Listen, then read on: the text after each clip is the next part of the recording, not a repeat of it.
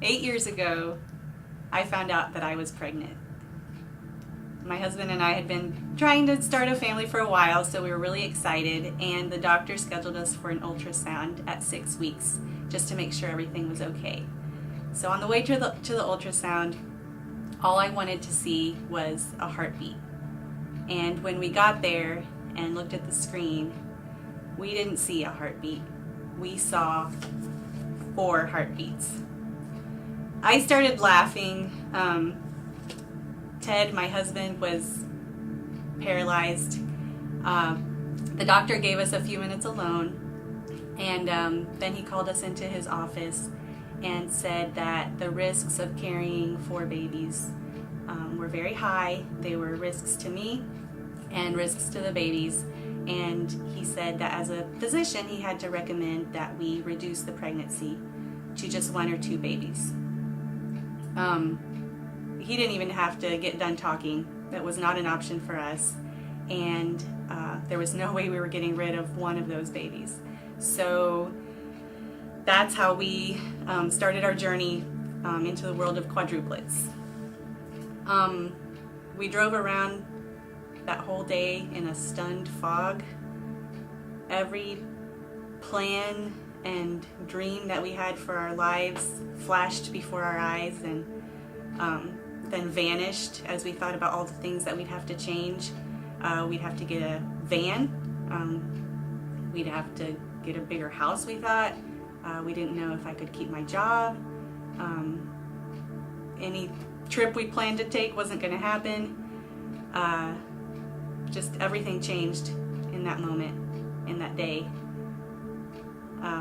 Later that day, we called a few family members, told them our news, laughed at their disbelieving reactions, and just at the end of the day, we were exhausted from all of the wide-ranging emotions of joy and fear and everything. Anyway, that night we went to sleep. I slept really hard until about 4 a.m. and I woke up from a dream. And I had never been one to journal, but I felt compelled to record this dream, and this is what I wrote. This morning I woke up from a nightmare. I dreamed that I was in a break room at work. Several women were heating up their lunches. We were on the 2nd floor, and I could see the street outside. All of a sudden, the room started shaking violently up and down and side to side. The quake lasted for a long time, and I was shouting out, "Jesus, help us! God, help us!" Outside, the road split open, and I was terrified for Ted and my parents. Then the quake ended, and everything was fine.